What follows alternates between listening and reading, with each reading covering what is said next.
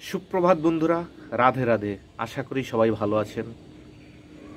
আমি আছি, কিন্তু তেমন একটা ভালো নেই।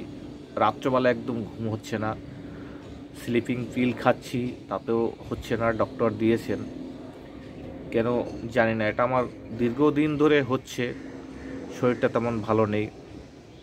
তো সকালবেলা উঠেই আগে স্নান করলাম, কিন্তু এখন আবার একটু ঘুম ঘুম পাচ্ছে। এই স্লিপিং পিলের এইটাই হলো সবথেকে বড় একটা মানে এফেক্ট। যখন তখন এর একটা ঘুমের ভাব হয়। তো রাতের বেলা ভীষণ কষ্ট হচ্ছিল, তখন উঠে আবার রাত্রবেলা কী করলাম, নবরত্ন তেল সেটা মাথায় পুরো দিলাম, দিয়ে ভাবলাম কি একটু হয়তো ঘুম হবে, কিন্তু তাতেও কিচ্ছু হলো না। সারা রাত শুধু এপাশ ওপাশ করলাম। সকালবেলার দিকে একটু ঘুমটা মানে আসলো, কিন্তু তখন আবার যেহেতু একটু সকালবেলার কাজকর্ম থাকে, তার জন্য তাড়াতাড়ি উঠে গেলাম, কিন্তু এখন ঘুম ঘুম পাচ্ছে। একটু বাজারের দিকে যাব। আবার আমার বাবার আবার আজকে মানে মৃত্যুবার্ষিকী, তার কারণ আজকে 2 বছর হয়ে গেল বাবা আমাকে ছেড়ে চলে গেছেন। তো একটু ঠাকুর ঘরে বা বাবার নামে একটু ভোগ টোগ দিতে হবে আর কি। একটু বাজারঘাট করব, ওর জন্য এবার একটু বেরোবো আর কি। তো নিচের দিকে যাই, একটু বাজারঘাট করে নিয়ে আসি। বাজারঘাট কালকে করেছি, এবার একটু মিষ্টি, একটু ফল ফুল আনতে হবে আর কি, তার জন্য একটু বাজারঘাটের দিকে যাই। তো আবার আজকে আমাদের মন্দিরের বাৎসরিক অনুষ্ঠান আছে, সেখানেও যেতে হবে। তো সেখানে সকালবেলা থেকেই প্রোগ্রাম হচ্ছে আজকে। সেখানে এখন মানে আমাদের মন্দিরে ভোগ রান্না হয়, খুব একটা মানে বিশাল চাহিদা সে ভোগের আর কি। তো প্রায় 1000 লোকের ভোগ রান্না হবে, তো সেখানে থাকতে হবে আর কি। তো এখন যাই, একটু আস্তে আস্তে সমস্ত দিনের কাজগুলো একটু কমপ্লিট করার চেষ্টা করি। আপনারা সঙ্গে থাকুন, আমি মোটামুটি আমার যে কর্মকাণ্ডগুলো সেগুলো দেখাতে থাকবো। বাড়ি থেকে সোজা চলে আসলাম আমাদের মন্দিরে বাৎসরিক পুজো হচ্ছে। তো প্রতি বছর আমাদের রাস পূর্ণিমার দিন এই পুজো হয়, তার কারণ রাস পূর্ণিমার দিনেই আমাদের এই মন্দির উদ্ঘাটন হয়। সেদিন থেকেই আর কি আমাদের প্রত্যেক বছর এই দিনটাকে পালিত করা হয়। তো আজকেও সেই উপলক্ষে মন্দিরে বাৎসরিক পুজো হচ্ছে। এখানে ঠাকুর মশাইরা দেখুন সব এখন পুজো পাঠের জোগাড় করছে, প্রায় পুজোর শেষের মুখে। এখন হোমযজ্ঞ হবে, তাই তো ঠাকুরমশাই? একটু পরেই হোমযজ্ঞ হবে। আর আমাদের মেইন যে ঠাকুরমশাই দেখুন, ওই যে একদম মা কালীর মানে মা তারার ভক্ত, দেখুন।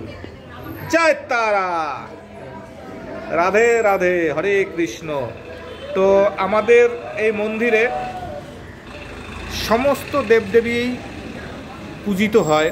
একদম ওই পাশ দিয়ে দেখুন মা মনসা, একদম আমাদের ঠাকুরমশাইয়ের পাশে। তারপরে হলো পঞ্চানন বাবা, তারপরে হলো মা শীতলা, তারপরে হলো লক্ষ্মীনারায়ণ, তারপরে হলো হরপার্বতী, তারপরে হলো মা কালী, এপাশে গ্রহরাজ শনিদেব, তারপরে হলো ভগবান শ্রীকৃষ্ণ, রাধারানী, আর দুই পাশে হলো গৌর নিতাই, এপাশে হলো বাবা লোকনাথ, আর এই দেখুন মহেশ্বর, দেবাদিদেব মহেশ্বর ভোলানাথ।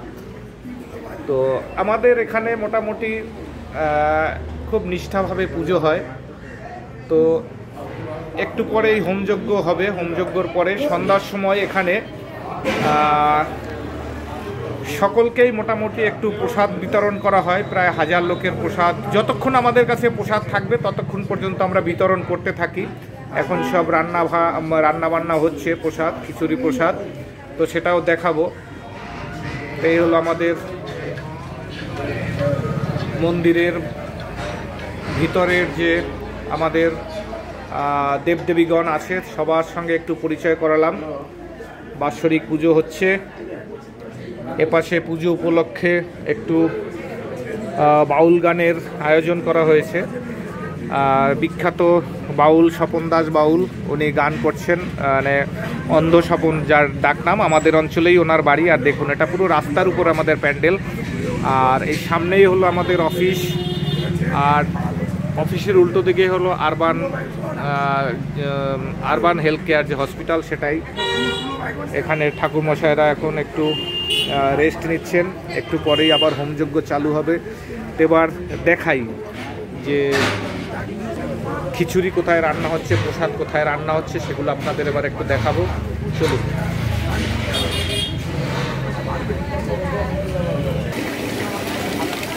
তো ভোগের সব খিচুড়ি রান্না হচ্ছে।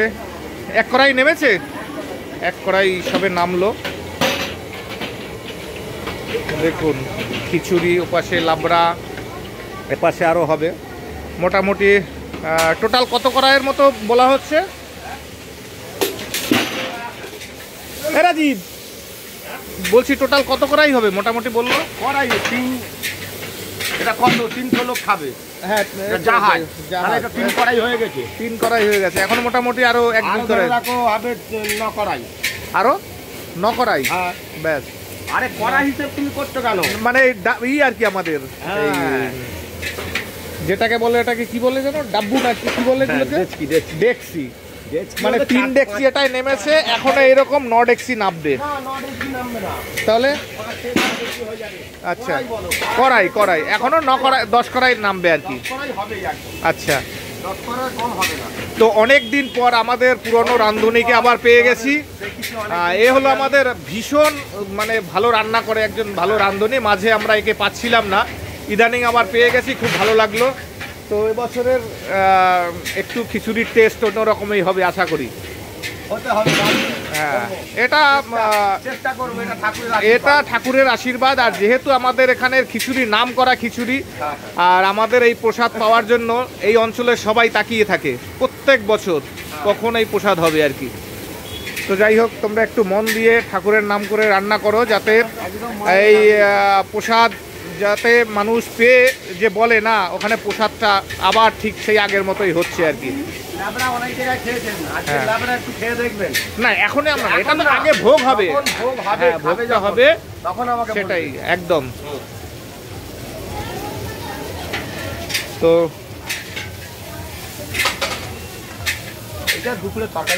হ্যাঁ,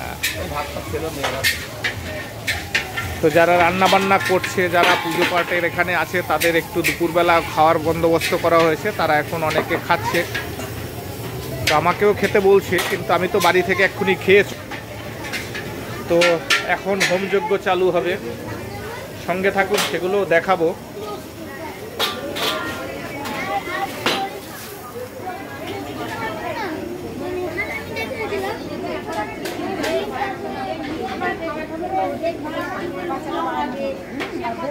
বৌদি খেয়েছো? হ্যাঁ, কি দিয়ে খেলে দুপুরবেলা সেটা বলো। এখানে না না, এখানে এখানে এখানে এখানে কি দিয়ে খেলে আজকে? খেয়েছি। আচ্ছা, আলু সেদ্ধ খেয়েছি। আচ্ছা, কপি আলু। তবে এই যে প্রসাদ, মানে এটা তো প্রসাদের মতোই খাওয়া, নিরামিষ, এর কিন্তু একটা আলাদা। ভালো খেয়েছি, ভালো হয়েছে, ভালো খেয়েছি। আর এবছরের যে আমাদের রাঁধুনি কিন্তু সেই আবার আগের পুরনো রাঁধুনি এসছে, সেই না এই যে রান্না করে, অনেক দিন পর পেয়েছি। রান্না ভালো করে দিয়েছে।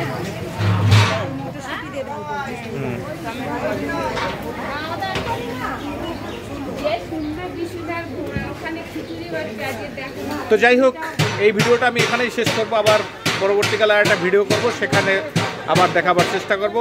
তো আপনারা সবাই ভালো থাকবেন, সুস্থ থাকবেন। আর ভিডিওটা ভালো লাগলে অবশ্যই লাইক, শেয়ার, কমেন্ট করবেন। নমস্কার, জয় রাধে।